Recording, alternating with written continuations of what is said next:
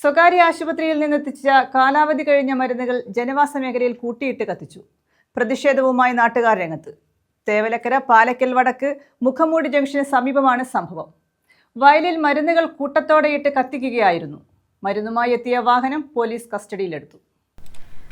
തേവലക്കര ഗ്രാമപഞ്ചായത്ത് പാലക്കൽ വടക്ക് വാർഡിൽ മുഖംമൂടി ജംഗ്ഷന് വടക്കു ഭാഗത്തെ വയലിലാണ് വിവിധ രോഗങ്ങൾക്കുള്ള മരുന്നുകൾ കൂട്ടത്തോടെ കത്തിച്ചത്. പ്ലാസ്റ്റിക് കുപ്പികളടക്കം ഇവയിലുണ്ടായിരുന്നു. പൊട്ടിത്തെറി ശബ്ദവും രൂക്ഷമായ ഗന്ധവും പരിസരത്ത് പടർന്നതോടെയാണ് പരിസരവാസികൾ അറിയുന്നത്. തുടർന്ന് പോലീസിനെയും ജനപ്രതിനിധികളെയും ആരോഗ്യ പ്രവർത്തകരെയും വിവരം അറിയിച്ചു. ഇതിനിടെ വീണ്ടും മരുന്നുകളുമായി എത്തിയ വാഹനം നാട്ടുകാർ തടയുകയും തെക്കുംഭാഗം SI L നിയാസിന്റെ നേതൃത്വത്തിലുള്ള പോലീസ് എത്തി കസ്റ്റഡിയിലെടുക്കുകയും ചെയ്തു. തേവലക്കര കുടുംബാരോഗ്യ കേന്ദ്രത്തിലെ health inspector Preethakumari, junior health ഇൻസ്പെക്ടർമാരായ ഇമ്മാനുവൽ, തൻസിയ എന്നിവരെത്തി മരുന്നുകൾ പരിശോധിച്ചു. 100 കണക്കിന് ബോട്ടിൽ മരുന്നുകൾ കത്തിച്ചതായി കണ്ടെത്തിയിട്ടുണ്ട്.